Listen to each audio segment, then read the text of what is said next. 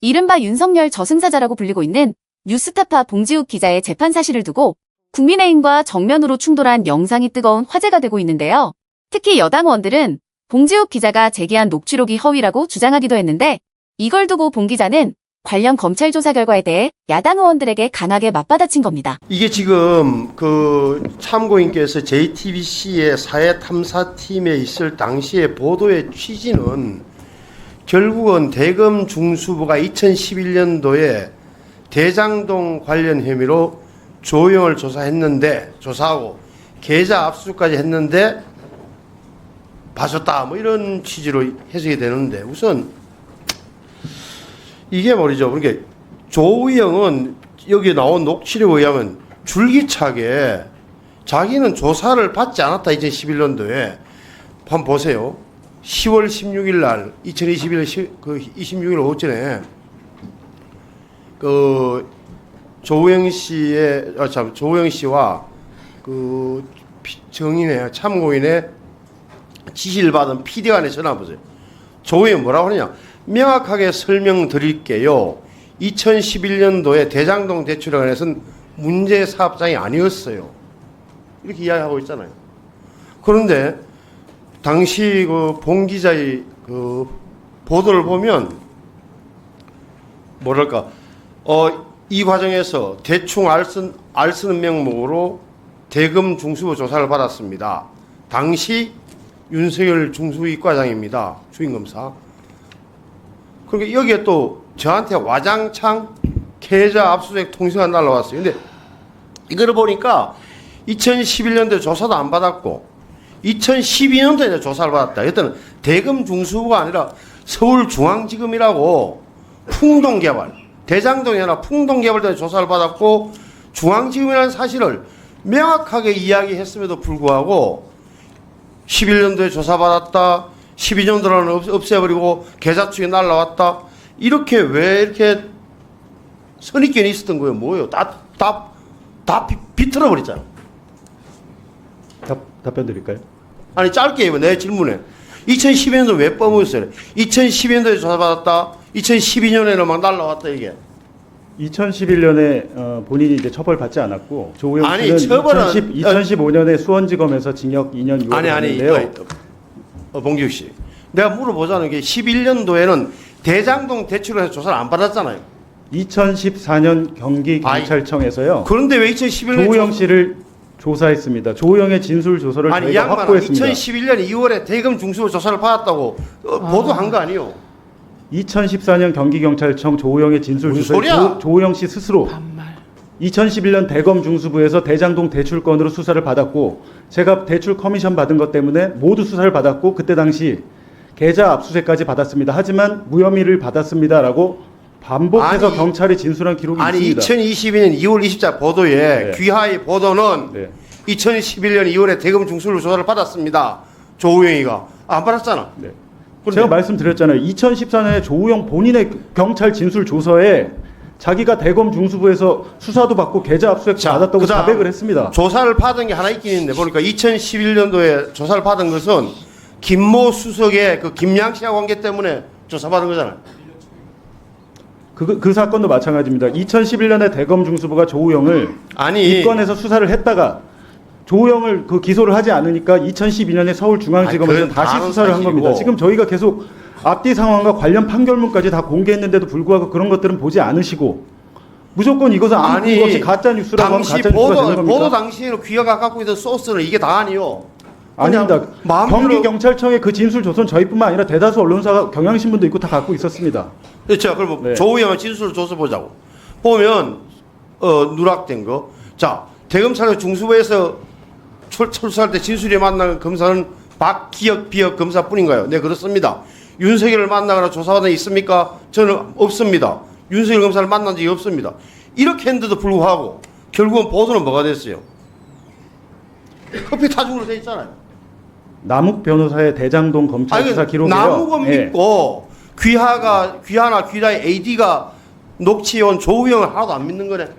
남욱 변호사가 어.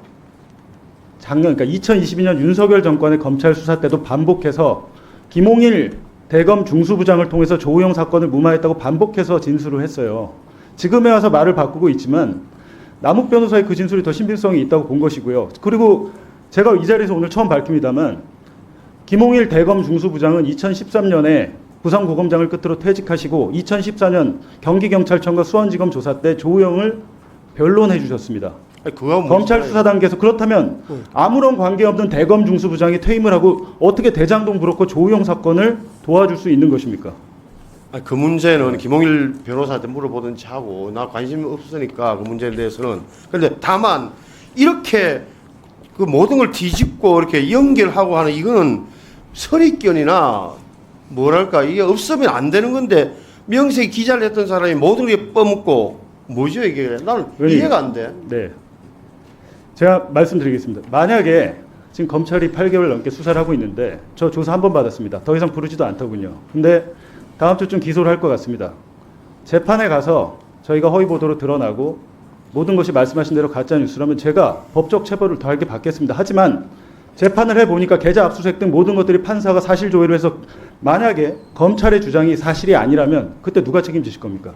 지금 6개 언론사 10명에 가까운 기자들을 압수수색하고 이렇게 엄청난 국기문란 1급 살인죄까지 운운하시면서 국민의힘에서요. 근데 만약에 재판 결과가 무죄라면 그때 어떻게 책임지겠습니까? 제가 여쭙고 싶습니다. 그 부분은. 아니 그 문제는 나중에 법원에서 판단을 맡길 텐데 저는 당시 그러니까 기자로서 귀하가 갖고 있었던 뭐랄까 소스나 이런 게 다 이것밖에 없는데 이것을 굉장히 뭐랄까 발췌해서 해석하고 마음대로 짜집기 하고 이렇게 보도를 해놓고는 지금 와서 마치 굉장한 일을 한 것처럼 하니까 속지 말로 뭐 얼척이 없는 상황이에요. 그래서 그리고 지금 JTBC가 명예훼손 혐의로 지금 고소를 했죠. 네. 이것도 역시 검찰의 기획이라고 생각합니까? 그건 경찰에서 수사하고 있고요. 그런 정황이 있고 그런 관련 정보가 있기 때문에 제가 그런 발언을 검찰에 들어가면서 기자들한테 한 거고 그게 기사화돼서 그렇게 JTBC에서 고소를 한 겁니다. 검찰과 JTBC 기획이나 연합이 없다. 지금 답변 드릴까요? 9월 그러니까 작년 9월 1일에 신앙림 전 뉴스타파 전문위원에 대한 압수수색 검찰 압수수색이 실시가 됐고요. 9월 4일에 국회 과방위에서 장재현 의원이 뉴스타파 폐간해야 된다고 하자 이동관 방통위원장이 그것이 바로 원스트라이크 아웃제다. 안 그래도 방송통신심의위원회에서 그거 할 거다. 라고 하자 약 1시간 뒤에 그러니까 9월 4일 오후 5시 반부터 그러니까 김웅수 그리고 박우기 유일임 위원장과 관계된 분들이 민원을 넣기 시작했습니다. 그리고 9월 5일에 대통령이 이것은 희대의 대선 공작이다 얘기를 하고 9월 6일에 JTBC가 사과 방송을 합니다. 그리고 9월 7일에 검찰이 대선 개입 여론조작 특별수사팀을 발족합니다. 이런 것들이 우연히 일어났다고 생각하지 않습니다. 국민의힘 따로, 방심이 따로, 방통위 따로, 용산 대통령실 따로 일어난 일입니까 이게? 저는 제 입장에서는 충분히 이건 사전에 모의가 된 것이고 기획된 정황이 있다고 생각합니다. 자, 여러분들은 지금까지 이런 뉴스들을 보면 어떤 생각이 드셨나요? 제가 항상 여러분들께 뉴스만 평소에 잘 챙겨보셔도 돈이 된다. 돈을 벌 수 있다라고 말씀을 드렸는데요. 아직도 그냥 뉴스만 보고 끝내는지 아니면 이 뉴스를 어떻게 이용할 수 있을지 이 부분을 고민하고 계시는지를 되물어보고 싶습니다. 자, 그 이유가 뭐냐면 제가 지난 11월 초에 여러분들께 뭐라고 말씀을 드렸죠? 지금은 로봇 사업에 관심을 가져야 한다. 뉴스만 보고 그냥 넘기지 마시고 투자 쪽으로 생각을 한번 해보셔야 한다. 라고 말씀을 드렸습니다. 그리고 나서 이런 썸네일들을 뉴스를 통해서 많이 보셨을 텐데요. 이런 로봇 산업이 이슈가 됐을 때 부자들은 어떻게 생각한다? 로봇 관련주는 뭐가 있는지, 어떤 종목이 가장 좋은지, 어디에 투자해야 돈이 몰리는지를 자연스럽게 생각한다고 제가 말씀을 드렸죠. 그 이유가 뭐냐면 부자들이 봤을 때는 이슈가 곧 돈으로 이어지고 그 이슈가 나에게 돈을 벌어준다는 경험적 확신이 있기 때문에 부자들은 항상 이런 사회적 이슈를 관심 있게 챙겨본다. 이렇게 제가 말씀을 드렸는데요. 이번에도 마찬가지입니다. 제가 지난번에 시청자분들과 함께하는 주식으로 수익 내기 이벤트를 진행했었는데요.